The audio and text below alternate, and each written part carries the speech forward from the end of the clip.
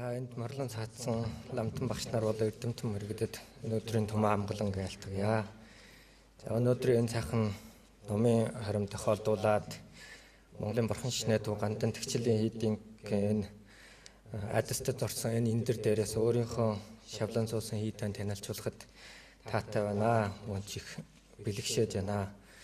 За найрал найрамдах сум бол бүгд найрамдах хятад ард улсын нийслэл Бөөжин хотод байрлаж байгаа гэлэхгүй ясны нэрт хийдийн нэг юм аа. Тэгэхээр найрал найрамдах сумд тэнгэр тэтгэж хаанаа мэндэлсэн.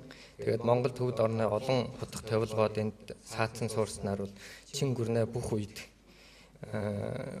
бол нэр алдар өндөр түвшинд байрлаж байсан. Тэгэхээр энэ найрал найрамдах сумыг за найрал найрамдах сумыг танилцуулахад 3 талаас нь товчхон яриагсан. Нэгдүгээр бол найрал найрамдах сумын үүсд байгуулагдсан тухай. Үүсд байгуулагдсан тухайд бол энэ манжийн 3 хаантай танилцах ёстой. Нэгдүгээр нь бол Инк хамгалан хаан. Найрал найрамдах сумын анхны барилга нь бол Инк хамгалан хаан өөрийн 4-р хөвгүүн одоо Юнжин ван гэж ингэхтэй юм бол энэ бол сүүлийн найрал төв хаан болж байна. Энд бол өөрийнх нь ордон болгож хайрлсан, сойрхсон. Тэр үед бол Юнжин өөрөө бол хошоо чимэн байсан учраас тэр үеийн найрал найрамдах сумын одоо угийн түүхэн дэх барилгыг бол хошоо чимэнгийн ордогд нэрлэж байсан. Сүүлд нь Юнжин ван өөрөө түрүүнд бол биелийн орд байсан уучлаарай. Биелийн орд байсан. Тэр үед бол биелийн зэрэгтэй байснараа биелийн ордогд нэрлэж байсан. Дараа нь хошоо чимээ өргөнжлөгцснөөр дагалдан энэ найрал найрамдах сум ч гэсэн хошоо чимээгийн ордогд нэрлэгдсэн байна. Тэгээд Инк хамгалан хаан таал тогтсны дараа найрал төв хаан бол хаан суурьнд өргөнжлөгцснөөр тэгээд өөрийнхөө 30 гаруй жил саатсан энэ Чимэнгийн ордонбор бас өөрийнхөө буух ордон гэж нэрлээд өөрөө бол хааны ордонд нүүн орсон. Найрал төв хаан нас нөхчөөд 1735 онд нас нөхчөө таал нас нөхсны дараа түүний хөвгөн тэнгэр тэтгэгч хаан одоо Ичиг хааныхаа чандрыг бол найралд найрамдах одоо тэр үед бол найрал найрамдах ордон гэд нэрлэгдэж байсан.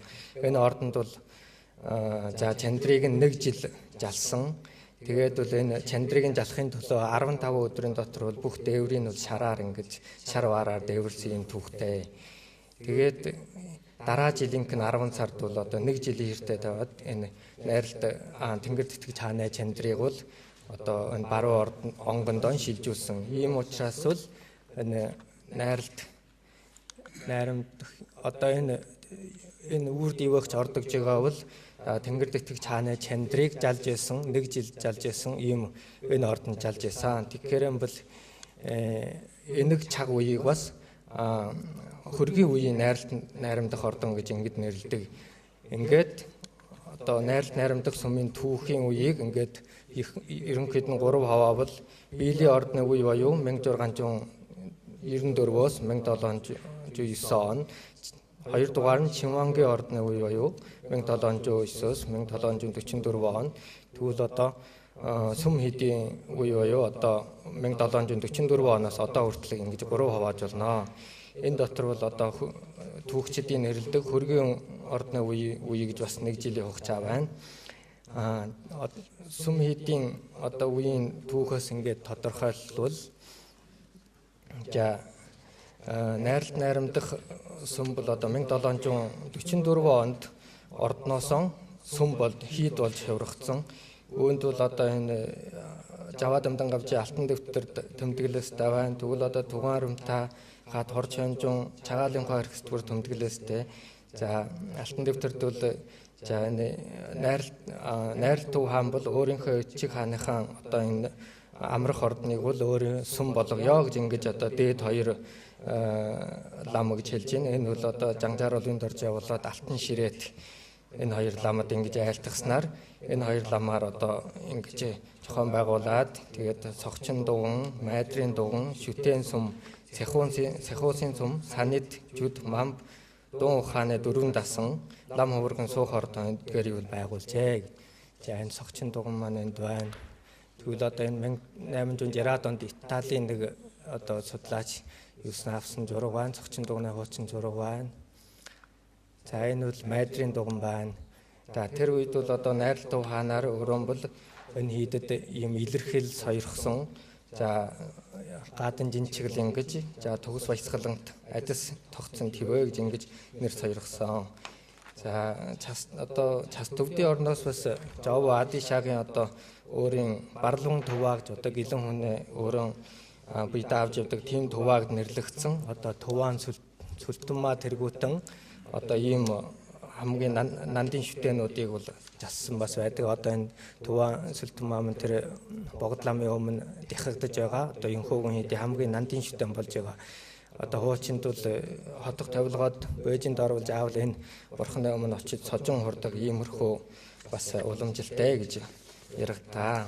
Тэгээ энээр одоо төлөөлөлсөн олон нандин шүтэнүүдийг жалсан. Тэгээд тэр жилдээ бол өвөр дүйчээс халах 57%-аас 500 ховрог энээс саны дасанд 300 жүдэд жуулам мам болон дун ухааны дасанд бол тус 50 ховрогийн ингэж тавиад бол одоо шишнэ ёсыг шинээр нээсэн. Тэгээд бол хаанаа бич гсэн өөрөө дихан одоо энэ хийдэд очиж ингэж шилгэж үддэг байсан гэсэн тэмдэглэлтэй. Тэгвэл одоо хаанаас бол бас жарлаг буулаг төвдийн орноос олон боёны садны залах ёстой гэж ингэж жарлаг буулгаснаар бол за 7 дугаар дүрийн далай багш одоо галсан жамсгаар бол юу одоо тэр үеийн баруун хийдийн хардун равжин ба агван чемпл тэргүүт олон ламнаар нийт 18 боёны садныг томилж одоо багшаар томилсон ийм түүхтэй.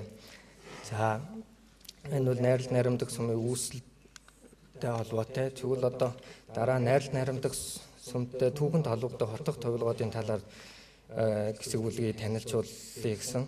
Нэгдүгээр орох бол одоо Жанжааруулын дорж болно. За Жанжааруулын дорж бол энэ хийдийг байгуулахад хамгаан анх оролцож байсан. Тэгээд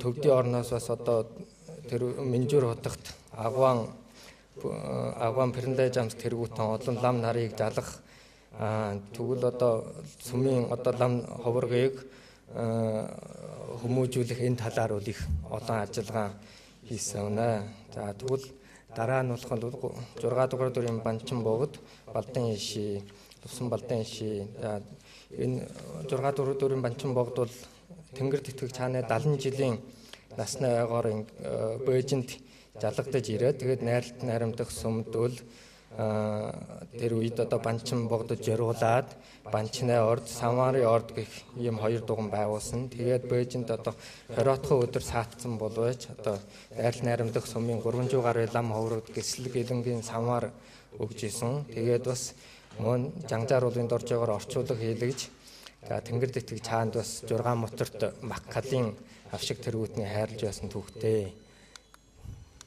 За энэ бол тэнгэр тэтгэгч хаанд авшиг ном хайрлж исэн.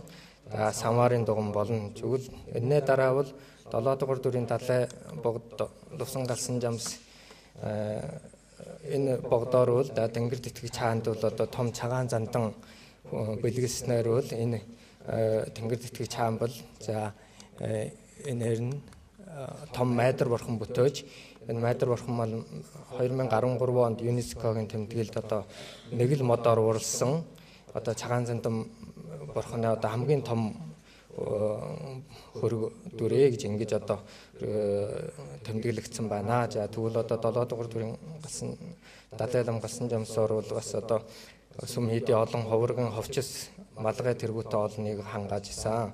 Тэгвэл одоо энэний дараа бол 13 дугаар дүрийн далай багш байна. 13 дугаар дүрийн далай багш бол 1908 онд бол Бээжинд морилох том найрал наримдах сумд одоо морилж хурал ном эрхлэх мөргөл тавих тухайн үе одоо энэ Английн одоо хятад цуугаа элчин Джон Жордан гэсэн үнтэй бас хүлээн авалт хийх иймэрхүү ажиллагаа өрнүүлж исэн. Тэгээд бол найрал наримдах сумын анхны одоо дээр үеийн түүхэнд бол 4 дасангийн хамбыг төвдийн орноос жалдаг энэ ёсыг дахиад сэргээгээд 1918 онд бол энэтхэгээс лувсан балсан тэргүүтэн олон 30-аад ламыг бол томилж ингэж ирүүлж исэн. За бас тэгвэл найрамдах сүмтэй хамаатай юу бол одоо чахар гөвш манай Монголын одоо том сэтгэгч чахар гөвш байна. Чахар гөвш маань 22 наснаас 29 насны хүртэл найрамдах сүмд шавлан сууж исэн. За тэгвэл бас Журхайт Даалам Үлжибат гэж байсан байна. Энэ хүн бол одоо найрамдах сүмүүдийн байхтаа Журхайн ухааны бичиг 14 дугаар жирнэ хөх хулган жилийн Журхайн бичиг гэсэн зохиолоо туурваад бол энд бол Хэттийн 18 мож Монголын 22 хошууны уртраг өргөргийн хэмжээг тогтоожээ. Тэгээд 19 дугаар зууны дундаж үеэр бол энэ ном бол одоо лавран хийд, гомбон хийд, тэгвэл сүүлдээ 20 дугаар зуунд бол төвдийн эл хийдүүдээр бол одоо гол Журхайн сурах бичиг болгож ингэж өрнөсөн байна. Үүнээс гадна одоо бас Ажаа хотогт байгаа, Тугаан хотогт Лувсан Чэжэнийн байна, Донгор хотогт байгаа. Хотогт нар бол одоо өөрийнхөө ордонтой байсан. Тэгээд одоо сүмийн үйл ажиллагаанд бас оролцож байсан. За тэгвэл Монголын бурхан шинэ хотог тавилгоод өгсөн энэ номд бол Шива Ширэт 2 дугаар дур Лувсан Шива хотогтыг бас найрамдах сүмийн тааламаар сууж байсан гэсэн юм тэмдэглэл байгаа. Үүнээс гадна одоо 14 дугаар дурын одоо Далай багш маань 1954 онд одоо Бээжинд морил цаатах үедээ бол бас юм найрамдах хийдэд саатсан. Тэгвэл одоо 1980-аад оноос хойш бол одоо 10 дугаар дурын Банчин богд одоо жил бүрийн 40 өдрүүдээр бол ингээд найрамдах сүмд ингэж ирсэн түүхтэй энэ бол одоо Банчин богдын саатаж байгаа зураг байна. За тэгвэл үүнээ дараа 3 дугаард одоо үеийн байдлыг зөвхөн танилцуулъя. 1 дугаард бол сүмийн одоо лам нарын байдал бол гол 1980-аад онд бол чөөхөн тооны төвд лам, үүнээс гадна бол одоо уг сүмийн унган шавнаар тэгвэл одоо бариун гомбон хэдийн олон гөвш лам нарыг гэж алж энэ шишний ажиллагаагаа сэргээсэн. Сүүлийн үед бол одоо өвөр Монголын хошуу аймагуудаас бас 16-аас 20 настай лам нарын шинээр эсвүүлэн авж байна. Энд одоо дурдах ёстой нэг хүн бол одоо бидний ачид ижгуурын багш одоо нэрийн Дуртгуяа бүрх Жамяан Төдөн багш маань байна. Тэрээр одоо 1925 онд Ордосын хангу хошуунд мэндэлсэн. Тэгээд бага наснда нутгийнхаа шар төмөтийн хийдэд шавлаад 15 наснда гомбо хийдэд очиж чойрын 5 бот одоо Дуун хаан жирэг олон ном эрдэмт мэрэгсэн. 1958 оны Чаг төрийн юмд одоо нутаг очиж 1981 онд хаад найрамдах сүмд багшаар жалагдаж байсан. Тэгээд 1990 оны үеэр бол мэрэгд гарахын орныг дахиад жүүл тайлбар хийж ингэж шинээр хөвлөснөр Монголын шинжлэх ухааны академийн урлагаар бол Монгол улсад бас айлчилж ирсэн юм түүхтэй 2014 онд бас зүүн хүрээ дашчээлэн хийдийн урлагаар за жигжид Ямантгийн авшиг юу хүртэж байсан. Тэгвэл бас 6 өдрийн одоо Акку Шэрв Жамс гэдэг энэ бас хошууд Монгол ламын жохоосон одоо жигжидийн үүсгэл төгсгөлийн чиргийн шадлонгийн айлдаад за Монгол ламын жүдийвэл олон түгээн хүртэж исэн. Багш маань өөрөө бол нэг бот төвд хэлэн туурсан жохоолтой.